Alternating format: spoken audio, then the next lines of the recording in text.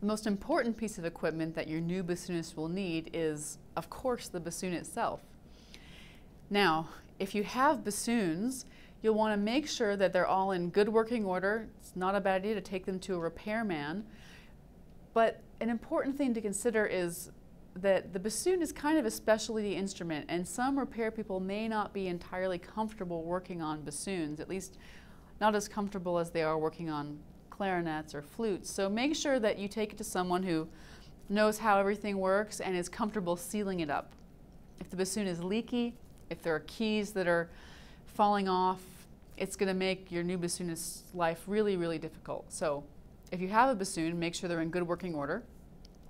If you're looking to purchase bassoons, I have a couple recommendations. There's lots of bassoons out there, but I think that the best all-around student bassoon is the Fox 240. That's called the Renard.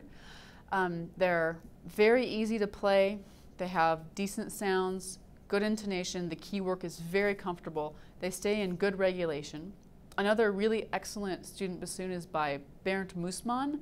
It's a German bassoon, and those are very nice, very affordable. They have a little bit of a richer sound than a Fox. Keywork's not quite as nice, but they're really great instruments also. If you have a student looking to buy, I recommend both of those for student model bassoons. Now, once you have a bassoon, you need reeds. And I know when I started, I got reeds from the local, music store, and they weren't very good. In fact, they were really terrible. And sadly, technology has not progressed in the past 20 years. So what you want to do is find some good reed sources. There are two approaches. One, if you live in an area where there are professional musicians, is to seek out a professional bassoonist who more than likely is happy to sell some of their reeds to your students, because student reeds will often be a little bit softer, a little bit less resistant, and those are the kind of reeds that a professional bassoonist probably won't want to use anyway, and so it'll be good for both parties. If you can't do that, or you don't want to do that, you can go to a few reputable double reed suppliers, and there are several in the country that are very good sources of reeds. There is Miller Marketing in Philadelphia, Forest's Music in Berkeley, California, Charles Double Reed in New Hampshire, Midwest Musical Imports up in Minneapolis, and many others, and they're all very good, and they'll offer a wide range of reeds that your students can experiment with. The important thing to tell your students, though, and their parents, is what they have to expect price-wise. They should expect to pay anywhere between, I would say, $12 and $20 for a decent bassoon reed. There's really no cutting corners with it. And they need to learn to take care of those reeds too, because one mishap and the reed's gone. So learning some spatial awareness of where this is will be really important for your young bassoonist, and it'll take a few broken reeds, but eventually he or she will get it. Along with reed care comes another really important piece of equipment, which is a reed case. Now, many store-bought reeds, including the reeds that you'll get from double reed specialty stores, will come packed for shipping in little plastic tubes or small plastic jewel cases. These are death for reeds because they trap the moisture in there, and reeds will mold, and students will play on moldy reeds for like months. And it's not only is it disgusting, but the reeds, as soon as they start to mold, they sound really awful. So be on the lookout for moldy reeds and really force them to get rid of them as soon as you see them. Now, to prevent moldy reeds is where the reed case comes in. You can buy reed cases, but you don't have to. A reed case can be something as simple as a Sucrets box or an Altoids box, any kind of little tin that you can poke holes in to provide ventilation. If you just line a Sucrets box or an Altoids box with some tissue and put the reeds in there and let them dry out completely between uses, then the reeds actually can last quite a long time.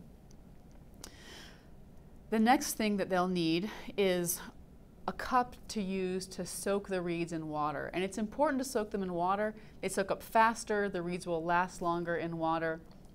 But I don't soak my reeds a really long time. There's kind of a sweet spot where they are just soaked enough to vibrate, but not so soaked that they become waterlogged. Oftentimes, students will be told that they need to soak their reeds in water rather than in their mouth, and they'll get really excited and they'll kind of overachieve in this realm, and they'll get a little cup of water that they can close like a Tupperware cup or a Rubbermaid cup, and they'll just keep the reed in there all the time so it's always soaked. Sounds like a great idea, but actually it's not. When the reeds are that soaked, they swell up, they get bigger, they're harder to play on, and then they also mold really quickly. So soak them just a little while in not cold water, I would say room temperature to slightly warm water, maybe for a minute at the most. It really doesn't take very long to get the reed soaked up enough to play on. Another word about reeds: when you're choosing reeds for your students, or your students are choosing reeds for themselves, you can work on intonation by choosing different reeds. The longer or wider a reed is, the lower the pitch will be, and the shorter or narrower it is, the higher the pitch will be. So if you have a student who is chronically a little under the pitch, you can get a slightly smaller reed, and if you call up any double reed shop, they'll be able to give you the different dimensions of the different kinds of reeds, different shapes, different scrapes, and you can play around with the different types, and that'll really help fine-tune their intonation, get something that'll give them a really comfortable baseline to start from. After they've got their reeds, their reed cup, their bassoon, they need a seat strap, and I'm actually fairly particular about what kind of seat strap I use. I use the strap that has a cup on the end rather than a hook, and the reason I like the cup is because if you have the bassoon in the cup, you can actually pivot the bassoon in the seat strap so that it's a little more comfortable in the hands. With the hook, the bassoon often turns out like this, and the student can be very scared to balance it because it feels like it's going to fall, and it is going to fall. But with the cup, you can actually twist the bassoon so that it's sort of angled like this back towards you, and now it balances really easily. My hand just goes here, and it's a really natural hand position. I'm not holding it any place. So I recommend getting the cup type of seat strap. The other advantage to investing in a cup seat strap is that not all bassoons have holes for the hooks. And so this is really universal, whereas the hook seat strap is not necessarily going to be usable for every instrument. Once you've got all of that, you'll need some basic reed tools, and either for you to adjust reeds or for the students. And it doesn't take much. Less than 30 bucks can equip you to do most things. A pair of pliers if they get too close, maybe some sandpaper, Swiss Army knife, and that's all you really need to do a little bit of rudimentary reed work.